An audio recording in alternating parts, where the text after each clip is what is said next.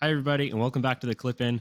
I'm Donavon Nail, and today with me is Ethan Courson from Velbur Racing. What's up, everybody? How you guys doing? How you doing, Donovan? Not too bad. When did you start riding a bike competitively? So I started in triathlon when I was 7. I just did some local triathlons, Oh, like just wow. for fun. But I kept doing that, and then when I was like 11, 12, we started doing like the local group rides in our part of hmm the city. And one of the club owners said to do the national championship, which was in Jacksonville, Florida that year for the juniors. And I'm like, sure. It's my first bike race, and it just happened to be national championship. Yeah, why not? So I didn't really know what I was It's kind of doing. crazy. But yeah, that was my first when I was 12 at the junior national championship in Jacksonville, Florida. And then from there, How'd you do? so we did the time trial, road race, and crit race. And time trial went Mhm. really well, but then like the road race and crit, I've never done a bike race before, so like all the tactics and how everything worked was really tricky. So they kind of just like took advantage of me because I was a triathlete that didn't know how to do anything, just Yeah. push the power. But it was a really good learning experience, and then from then I Yeah. just fell in love with racing, and it was just fantastic. Yeah. What types of bike racing do you do now? So nowadays I really focus on road racing, crit racing, and time trials. Um, which is like my favorite. I want to get into maybe some cross country mountain biking, but I'm still looking into that a little bit. But I'm really just focusing on the road right now. Yeah, cross country is pretty sweet. The only thing is everybody's so punchy to where you're doing like 800 watts like every 10 seconds, and then you're coasting. 800 watts coast, 900 watts coast.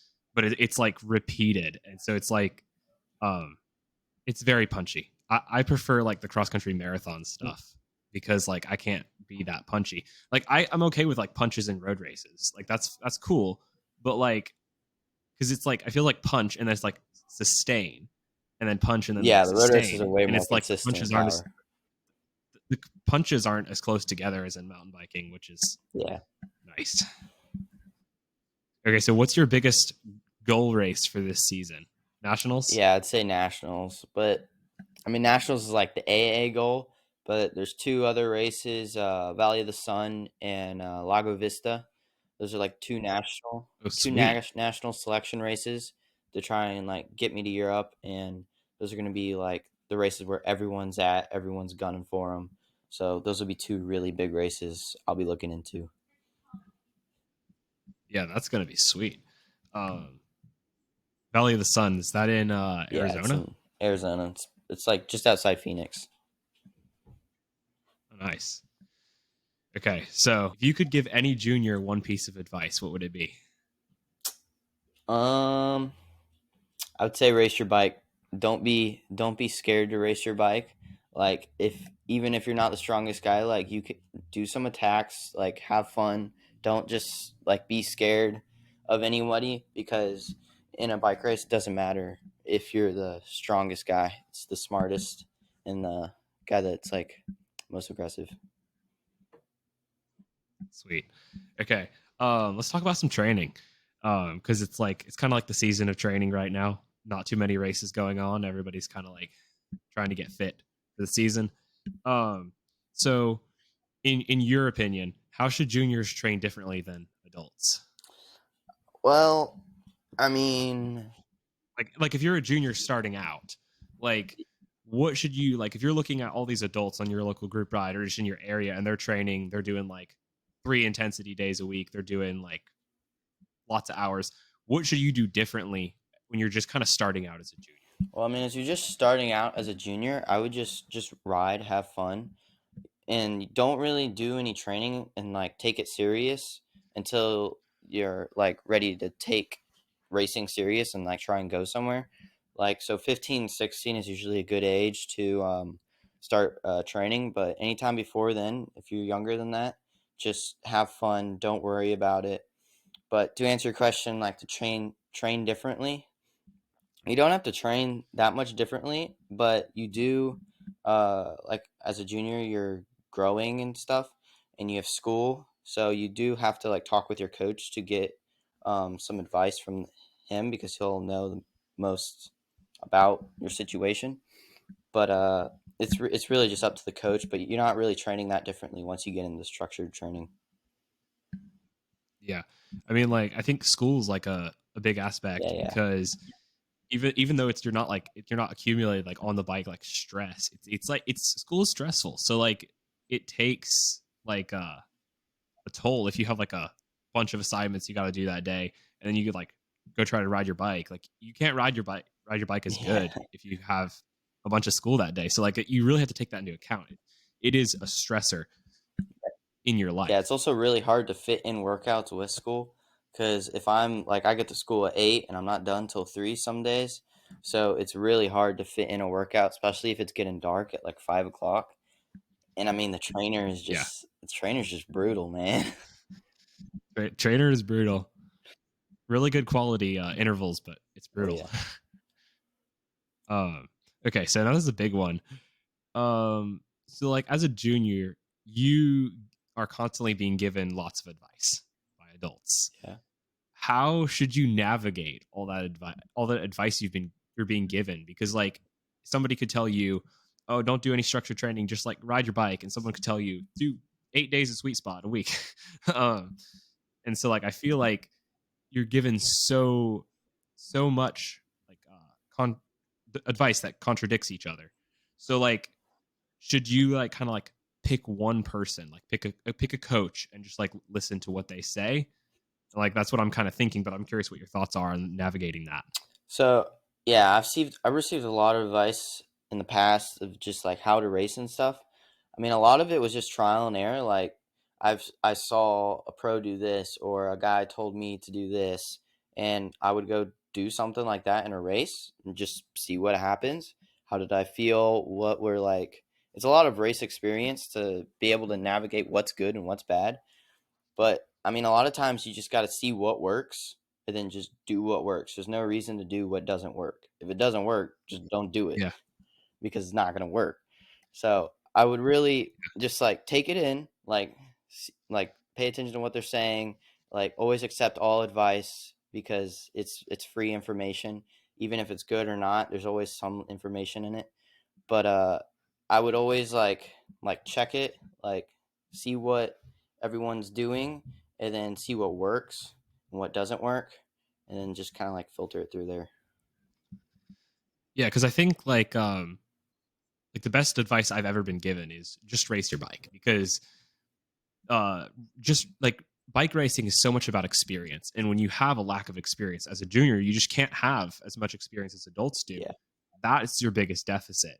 And so I feel like I was told just race your bike, and that's like such a good piece of advice because the only way to build experience is to experience things. There's no shortcut to experience. Yes, you can be given advice, but I feel like just race your bike. Like I feel like that's like the golden rule of junior cycling. exactly. Yeah. I mean, whenever I show up to a crit race, I only think about like just I'm just going out there. I'm racing my bike. Like before every race, like there's a piece of advice you'll receive sometimes. Like just before every race, race your bike, like you said, and it's just the best way to go into a race.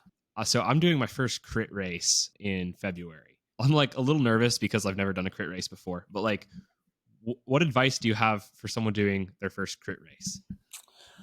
That's pretty cool. What crit race are you doing? I'm doing the Swamp Classic crit. Oh, sweet. I know it's a little bit more of a I know it's a little bit more of a circuit race style crit, but it's a Yeah. So crit. yeah, most crits are usually 4 corners, but that one's 2 corners. But you really got to focus on. I would.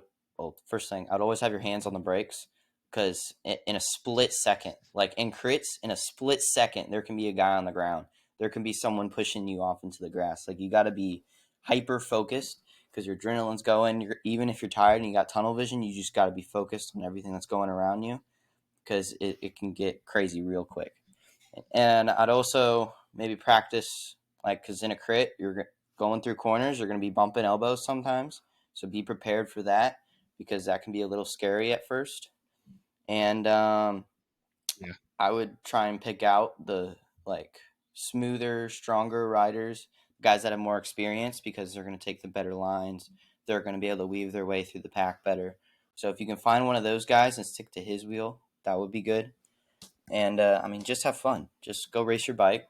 Try not to crash, Yeah, and just have fun. Dive bomb those corners if you have to. yeah, sweet. Yeah, I'm pretty excited for it. Because like I've never done a crit before, but with the people I've talked to, it's a pretty decent crit to do as your first one. Oh yeah, it even if the wind is out there, like if there's a lot of wind, it can get crazy fast with the crosswinds and the Yeah, tailwinds. So, yeah, and it's kind of a long sprint from what I've heard. oh yeah, it's a Like, long drag. but if there's yeah, okay. So goals. I feel like you talked about your goal race a little bit. Nationals, Valley of the Sun. Um, so I think like one of the things I've struggled with as a junior racer is like choosing priorities. Like you want to make every race your A race because like every race feels super important. What's your advice for people who are struggling to like pick priorities for a season? Oh, I mean, for me, I just picked out like a couple of like the big races, and those are my A races, and it's multiple of them. But I mean, my coach always tells me if we put on a bib, we're gonna go to win the race. Like no race is just a training race. Like you're not there for fun. You put on a Yeah. bib, you're winning the race. Like you're going for it. Yeah. Yeah. And I think that's like a cause for confusion for some people because it's like just because a race is like a B race or a C race and like whatever system you're using, it's not the A level race. Doesn't mean you don't give it your best effort.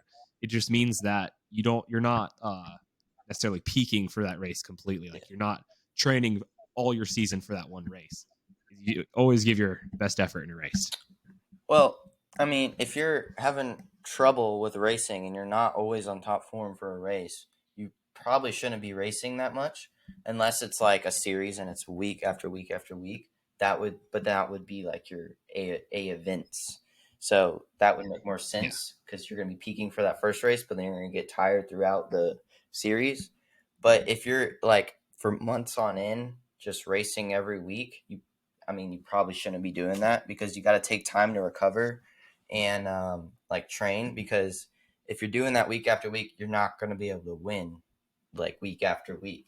So you really got to like pick your poison and balance the training versus racing scale. So, Yeah, like that's kind of something I dealt with last season, like the end of last season. I did. This is gonna sound kind of crazy, but in October I did a race every Thursday, and then I did two races almost every weekend, and so it was wow. a bit too much racing. I did four races in a weekend. I did a cyclocross race on Thursday. I had a road race in the morning Saturday, and then a short track mountain bike race in the afternoon Saturday, and then Sunday morning I had a mountain bike race. And we'll just say that I got sick after Yeah, that. yeah. It's like that's a good point though because you push your body really hard, like well, 4 times in 3 days, which that isn't good right there. Yeah, So you didn't have enough time to recover, and that just goes to show how important yeah. recovery is because you got sick. Recovery is so important. Yeah, yeah. So like that's the thing about like the mountain bike series. Like it kind of limits you because every other week and sometimes every week is a mountain bike race, and so like it's from September to December. It just limits all the other races you can do because like I was like I'm doing the other races anyway, and that it got me sick. So yeah, Yeah, you definitely got to balance that. learned a little bit of a lesson Oh there. yeah, Yeah, I learned my lesson. Um, so another thing that I've struggled with in the past is like picking and sticking to a training plan. Um, like kind of like bouncing around training is can be easy to do if you're like oh